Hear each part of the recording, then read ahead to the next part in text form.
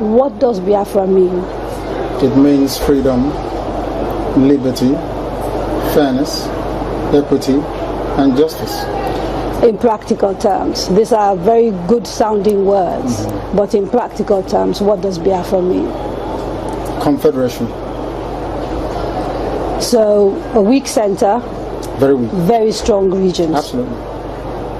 Have you had a change of mind, therefore, about getting an independent Biafra? Because that's what I seem to be hearing. No, I've not changed my mind, no. And independent Biafra means going back to the way we were before the white man came.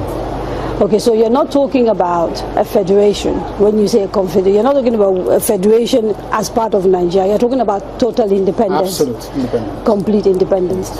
Now, is there anything that can happen that will make you change your mind about this particular direction? No.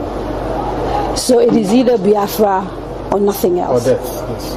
Or death. That's good. If push comes to shove, Yes. will you go to war? No, because truth is a far more potent and deadlier weapon than bullets and mortars. So no war. You've ruled out the Absolutely, I don't believe in war. No, no war. Yes, according to MAZI NNAMDI KANU, Biafra mean confederation. Biafra mean freedom for the people.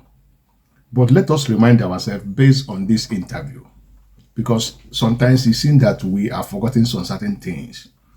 If we could remember that there was a time MAZI NNAMDI KANU had meeting with the 5 Eastern governors on a way that he will stop the agitation of, self-secession or independence of Biafra. But there are some certain point that was reached on that particular meeting that lead to another thing afterward. But let us see on the day this meeting was held between MAZI NNAMDI KANU and 5 Eastern governors, they agreed in some certain issues, which MAZI NNAMDI KANU said that he will quit the agitation for Biafra under certain terms and conditions.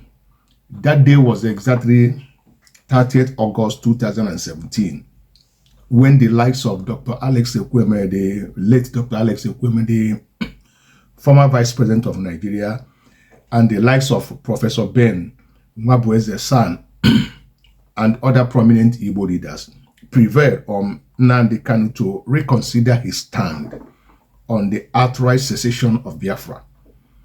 Kanu heeded their counsel. However, as an alternative to outright secession, external self-determination, according to MAZI NNAMDI KANU, Kanu demanded some internal self-determination for Southeast, the restructuring of Nigeria to allow the East take control of their economy. Then he also said a return to regional constitution of 1963, where power was devolved in a true federalism. Other conditions made by him include that 1. The Akan Ibian Airport be expanded and upgraded to a functional international airport. Point 2. The grading of River Niger, creation of seaport and the rail line in the East. When you look at the East don't have any single rail line. But in the other part of the nation, there is. And there's no functional international airport for any Eastern state. Yeah, they may be answering just by answering sake, but power was not given unto them to fully be in operational. No rail, no international airport, no seaport, nothing is working. Then he said number 3 point is the revamp of non-functioning industries in the East to create jobs. There's no federal industry in the eastern part of the country, apart from the ones that the individuals are creating by themselves. So these are the things. He also made number 4 point in that communique which he have with the 5 Eastern governors. The uninterrupted power supply, improved healthcare system and school. Kanu promised to suspend his agitation for 12 months to give the Eastern political leaders the time to start pushing for the implementation of the above condition. he also promised to extend the suspension of agitation beyond the 12 months he have already given unto them. That's if they started the process of this agreement which he entered into. Remember, for him to stop the agitation of Biafra, stuffs like that, he also made a promise to them if he convinced that genuine effort is being made to implement the plan, he will extend the suspension to another 12 months. But at the end of the meeting, both sides agreed to meet again for further deliberation on the 15th day of September 2017. Then on the eve of the next meeting day, that is the 14th day of September 2017, the Nigerian army invaded Kanu residence in Abia, shooting at everyone and the unalived 28 people in the process. Nnamdi Kanu narrowly escaped death and they absconded from the country. So these are the things I want us to understand, where we are coming from and where we are going. Because the sit-at-home syndrome that has been going on in the East, there are something that caused it. Even though that we did not support our people sitting at home every Monday instead of going to their various business too, because government is not interested. Even if you like, stay throughout the whole week. It didn't concern government, but the people have to survive. We should not be giving ourselves hardship. But let us pay attention very well to this narrative now. Then on the 17th September 2017, exactly 3 days after the raid on Kanu's home by the Nigerian military, the Southeastern governors reconvened themselves not to ask for justice for Kanu or his slain comrade, but bound the activities of IPOB in the Southeast. 3 days later, 20th September 2017, the Buhari-led federal government declared IPOB a terrorist organization. Have that ban been lifted? Let us get something straight here and very clear. The Buhari-led government that proscribed IPOB, that extradition Nnamdi Kanu, is no longer in power. Even the man in question is late. But the whole process continues with this current administration that finally Mazi Nnamdi Kanu has been sentenced to life imprisonment. According to his interview on this video, which we are going to watch the full interview he granted, he said, it is either Biafra or nothing. It's either Biafra or he died. There is power in the tongue. Nnamdi Kanu is fighting for the cause of the whole eastern region of Nigeria. But as it is now, we have seen that we cannot do this thing with fight. Just as he likely said, it is not something that we will go with war, fighting war, no. But this is something that will come with diplomacy. That is why I think I support what Soludo did at Onitsha Market the other day, asking them to go back to your business, because the people that you are trying to show that if they didn't do this, the new people continue to sit at home does not care. Rather, we are, doing ourselves harm more than good. So that is that one there. But let us come to the issue of Nnamdi Kanu. You see, there are many ways we can do this thing to get him out of this mess that he is right now, because everybody seems to be moved on. Someone else, and no one is hearing about him again. Nnamdi Kanu has been sentenced to life imprisonment, as I said, and the other things that is happening. People are going about their normal business, because you cannot say because of this you cannot run your business, to run your life, run your family, and pay your bills and other things that follow. Why internal negotiation will be going on to find a lasting solution to this issue of agitations, issue of Nnamdi Kanu being free from prison and the other stuff like that.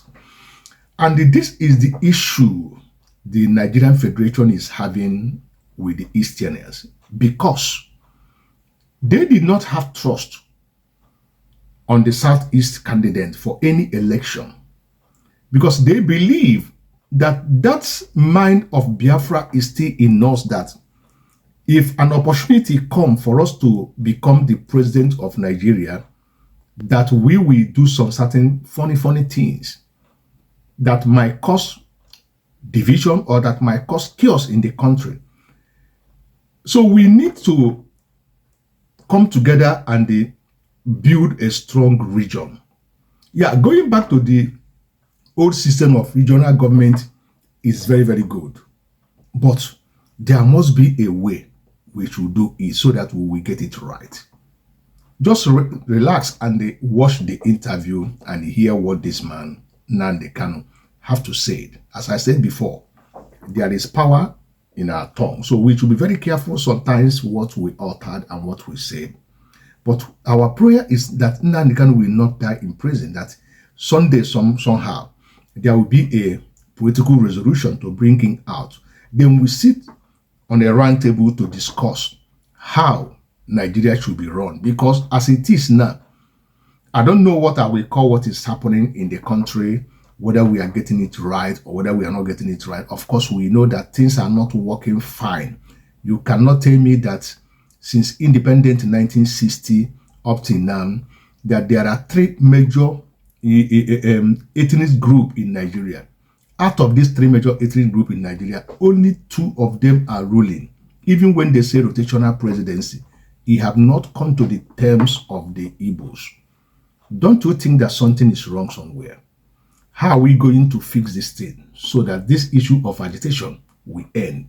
Even if there's going to be a kind of division of the country, it will be on a ballot referendum where everyone will come together and say, okay, since we cannot live together again, let us separate to each and every one of us in peace so that the three region or four region, whatever region they call themselves, can able to be exchanging what they call free trade and other things, and relationship will be cordial among themselves. What is your thought and what is your opinion? Please drop whatever you wanted to drop at the comment section. Let us discuss this matter, because as we are heading for the 2027 presidential election, Peter Obi is a candidate that the Easterners are fronting under obedient movement. Will they allow this thing to happen so that East, we at least we have the chance of becoming the president of Nigeria someday? Could it be 2027, or is still going to be eluding us as a nation? Let me hear your comments at the comment section. Thank you for watching, and see you in my next video. What does Biafra mean? It means freedom, liberty, fairness, equity, and justice. In practical terms, these are very good sounding words, but in practical terms, what does Biafra mean? Confederation. So a weak center, very weak, very strong regions. Absolutely. Have you had a change of mind, therefore, about getting an independent Biafra? Because that's what I seem to be hearing. No, I've not changed my mind, no. An independent Biafra means getting back to the way we were before the white man came. Okay, so you're not talking about a federation when you say a confederation. You're not talking about a federation as part of Nigeria. You're talking about total independence. Absolute independence. Complete independence. Now, is there anything that can happen that will make you change your mind about this particular direction? No. So it is either Biafra or nothing else? Or death, yes. Or death? That's correct. If push comes to shove, yes, will you go to war? No, because truth is a far more potent and deadlier weapon than bullets and mortars. So truth. No war? You've ruled out the... Absolutely, I don't believe in war, no war. When I say Biafra or death, I'll keep pushing. Either I am alive, I die in the process, I won't stop. Allow me to repeat, if you don't mind. Had sovereign national conference been convened by the powers that be, where every ethnic nation, I said every, I don't care if there are 600, I don't care. Everyone is all the 500 plus. Everyone together to say this is all. Others can delegate, I don't know, powers to other people to attend on their behalf. sit down to say, what type of country do we want? Sit down, discuss, agree. I can begin to perhaps submit to your position. Is it too late? It is way too late. They've killed too many people. They've ruined too many lives. They've wasted too many souls. How do we bring those people back? If the federal government, given the agitation that is going on, becomes convinced that, you know what, these people have a point, it is time to actually address all these issues, and they begin to systematically address some of these issues, would you change your mind? No, because of the deceptions of the past. No trust. No trust. Aburi was there, it was negotiated. Nothing happened. 1968, if I recall. And the confab report, what became of it? How about the 3 R's? Reconciliation, reconstruction, and heaven knows what else. What became of them? Nothing. Calabar Seaport is not working. Can you tell me why it's not working? It's a seaport used by the colonial masters. Why is it not working today? How about Iguacha Seaport? Why is it not being used? Why not worry? Why must we allow only Lagos to function as a viable seaport? In England, where I used to live, you had Liverpool, you had the Sun, which is Portsmouth, Southampton, everywhere. You had harbors and ports. So why must you have only one? I've heard people say these are very valid arguments, and that these are things that are to do with bad governance. So the average Biafran, to use your phrase, or Igbo man in the Igbo, is facing poverty much in the same way that the average guy in Yobe State is facing poverty. And so these are issues of governance. You don't agree with that? I agree completely. Okay. So if that is it, why isn't the agitation about tackling the problem, which is ensuring good governance, perhaps starting from locally? Because part of the allegations against you is that you don't confront your political leaders in the East, and you'd like to blame Abuja for everything. Because the way I would want to solve a problem is not how a Fulani man would want to solve it. You really believe this is an ethnic thing, and the approach is different? No, the approach is different. No, it's not ethnic. It is more to do with value system. Right. The way you may want to solve a problem could be markedly different from how I do mine. What is the geographical makeup of Biafra, as far as you are concerned, this Biafra that you want? So for example, if we're doing a referendum, where will that referendum take place? Is it only the 5? It's on, no. It's okay. It's on, which is River State, Bayelsa, Delta, Anambra, Imo, Enugu, Ebonyi, Cross River. Akwa Ibom? And Akwa Ibom, of course. Akwa Ibom, yes. Right. Those are the coasters. Basically, Bayelsa? Yes. Southeast and South-South without Edo State. Without Edo State. That's correct. And then including Igede, Idoma. Right, the Benues. So that's the Igalas and part of the Kogi, yes, Kogi yes, State, right? Yeah.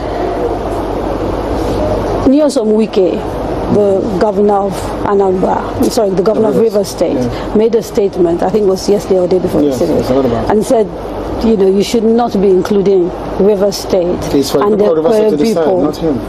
I can't decide for Biafrans. They have to go and vote and convince the whole world that they want Biafra. It's not for instance, it's only one man, one vote. What if they're not even willing to take part in the referendum? Because I've had people from the South, for example, from Bayelsa. I've had people from Cross River. I think there's a famous actress, Kate Henshaw, for example, wrote a long piece about why people of the South don't want to be dragged into a place called Biafra. You're saying, regardless of what they say, you want a referendum in those parts? Because I know the majority of the people want a referendum. I was in Iguacha yesterday. How do you know? I was there yesterday. I was in Iguacha yesterday. You call Port Harcourt. I was there yesterday. I should have been there to see what happened. Now, they were delighted to see me. I'm sure you know that. It's all over the place. They're very happy to see me. I bet Kate Henshaw wouldn't get such reception. Where she to go to? She's a big, popular Nollywood actress. I wouldn't necessarily. I'm telling you, if I go to her village, people will turn out to see me more than turn out to see her.